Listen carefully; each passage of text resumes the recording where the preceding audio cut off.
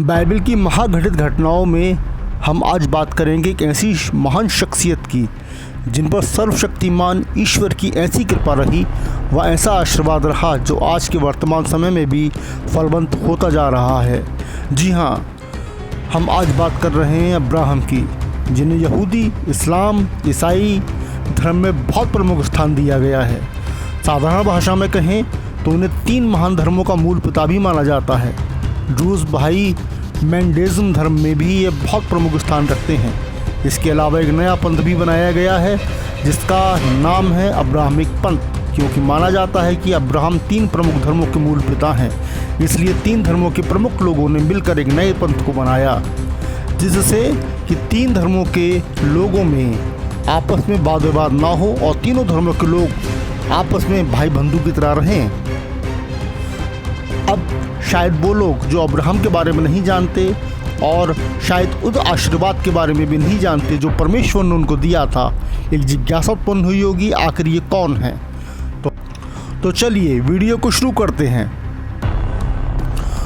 पवित्र बाइबल की पहली पुस्तक जेनेसिस चैप्टर 12 के अनुसार अब्राहम के पिता का नाम तेरह था, जो नूह के पुत्र शेम के वंशज थे। अब्राहम के अलावा इनके 2 भाई और थे, हारान व नाहोर।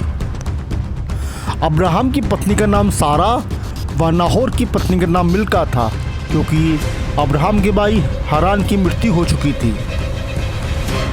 उस समय अब्राहम कसीदियों के ऊर नगर में रहते थे।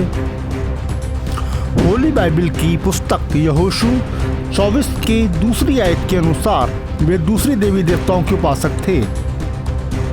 तब ईश्वर का संदेश अब्राहम के पास पहुंचा कि वह अपने देश और अपने पिता के घर को छोड़कर उस देश में अर्थात कनान में जाएं, जो उन्हें ईश्वर द्वारा दिखाया जाएगा, क्योंकि ईश्वर उनसे एक बहुत बड़ी जाति बनाएंगे व उन्हें बहुत आशीर्वाद देंगे और अब्राहम आशीर्वाद के स्रोत होंगे। भूमंडल के सारे कुल अब्राहम के द्वारा आशीर्वाद प्राप्त करेंगे। तब ईश्वर की आज्ञा पाकर अब्राहम, उनकी पत्नी सारा व उनका भतीजा लूत जो हारान का पुत्र था, परमेश्वर के मार्गदर्शन में चल दिए। जब अब्राहम ऊर देश से निकले थे तब वे 75 ईयर के थे। इस यात्रा में अब्राहम शिकेम से बेतेल होते हुए मिस्र देश जा पहुँचे।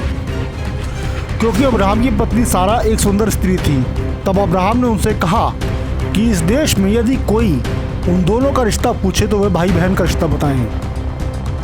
यहाँ आप लोगों को ये बात बहुत शॉकिंग लग सकती है व कंट्रोवर्शियल भी लग सकती है कि परमेश्वर का भक्त अपनी पत्नी को अपनी बहन कैसे बोल सकता है।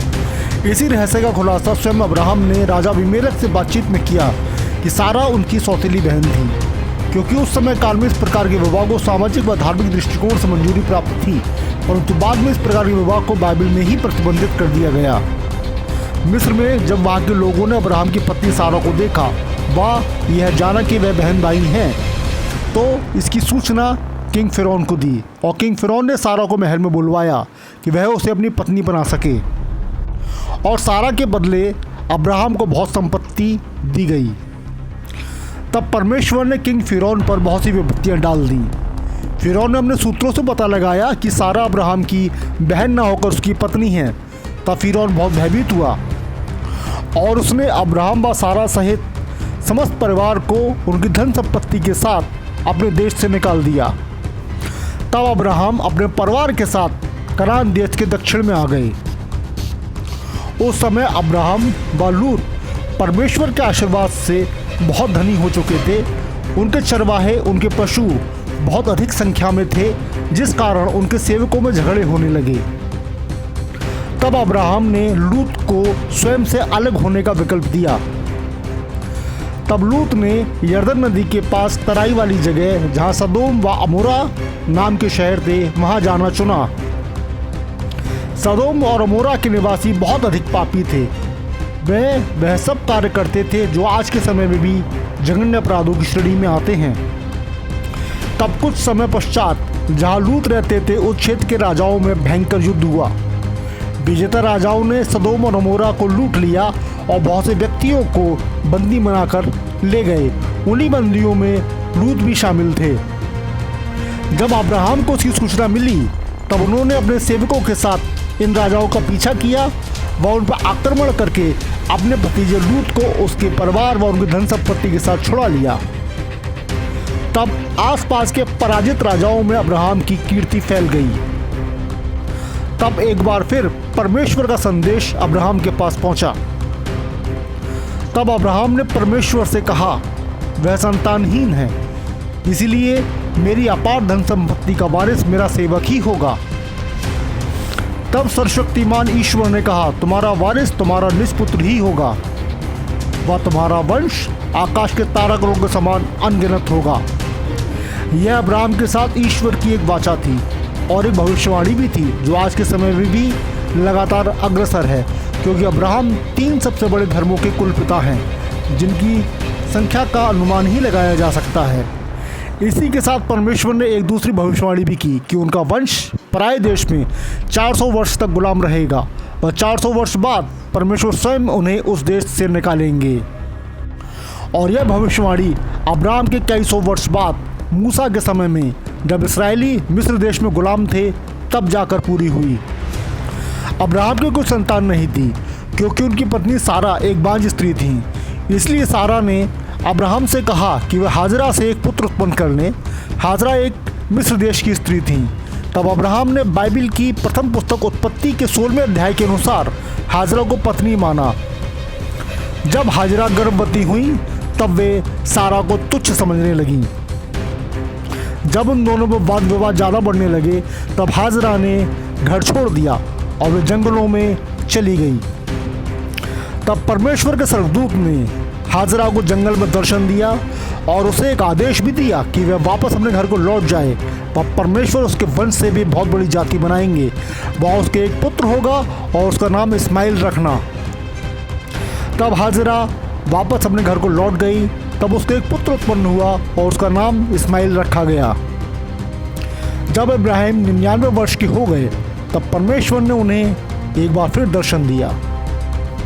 हमसे कहा कि वह जातियों के मूल पिता कहलाएंगे, इसलिए उनका नाम अब से इब्राहिम होगा।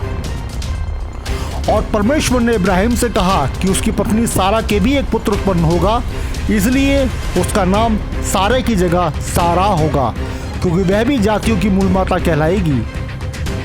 तब अब्राहम परमेश्वर के संदेश पर मन ही मन हंसे और सोचा कि 100 वर्ष की आयु में संतान कैसे हो सकती है। तब अब्राहम ने परमेश्वर से अपने बड़े पुत्र इस्माइल के लिए आशीर्वाद मांगा। तब परमेश्वर ने कहा, इस्माइल पर भी उन्होंने आशीष दी है, पर सारा के भी एक पुत्र उत्पन्न होगा। इसके बाद परमेश्वर का दर्शन समाप्त हो गया। उत्पत्ति की पुस्तक के इसी अध्याय में खतना की विधि का आरंभ हुआ। कुछ समय पश्चात एक बार फिर परमेश्वर ने अब्राहम को दर्शन दिया। अब्राहम ने दृष्टि उठाकर क्या देखा कि उनके सामने 3 पुरुष खड़े हैं। तब अब्राहम ने उन्हें भूमि पर गिरकर दंडवत किया। तब अब्राहम ने उन 3 दिव्य स्वर्गदूतों को भोजन कराया। तब परमेश्वर ने कहा कि वह वसंत ऋतु में एक बार फिर दर्शन देंगे, तब सारा के एक पुत्र उत्पन्न होगा। यह सुनकर सारा हंसने लगी कि वे और उनके पति दोनों बूढ़े हैं, ये कैसे हो सकता है। तब परमेश्वर ने कहा, परमेश्वर के लिए कोई भी कार्य कठिन नहीं। तब सारा यह सुनकर भयभीत हो गई। तब वह 3 दिव्य पुरुष मार्ग चलकर सदोम और अमोरा की तरफ दृष्टि करने लगे। तब परमेश्वर ने इब्राहिम को सदोम अमोरा के बढ़ते व चरम सीमा को पार हो चुके पाप के संबंध में बताया और यह भी बताया कि उनका पाप बहुत भारी है, इसलिए वह दंड स्वरूप उन्हें नष्ट करने पर हैं। यह सुनकर इब्राहिम परमेश्वर से सदोम गमोरा के विषय में विनती करने लगे। वह कहने लगे, यदि उस शहर में 50 धर्मी हो तब भी आप क्या उसका विनाश कर देंगे। तब ईश्वर ने कहा, यदि 50 धर्मी हो तो भी उनका विनाश नहीं होगा। इसी प्रकार इब्राहिम विनती करते रहे और संख्या 0 तक आ गई। तब अब्राहम ने अपने भतीजे लूत के लिए विनती की। तब परमेश्वर ने अब्राहम की विनती को स्वीकार कर लिया, क्योंकि लूत भी धर्मी व्यक्ति थे।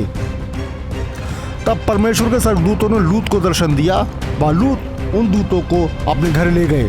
तब सदोम गमोरा के लोगों ने झुंड बनाकर लूत के घर को घेर लिया और कहा कि जो पुरुष आपके यहाँ ठहरे हैं उन्हें बाहर निकालिए। जिससे हम उनसे भोग विलास कर सकें।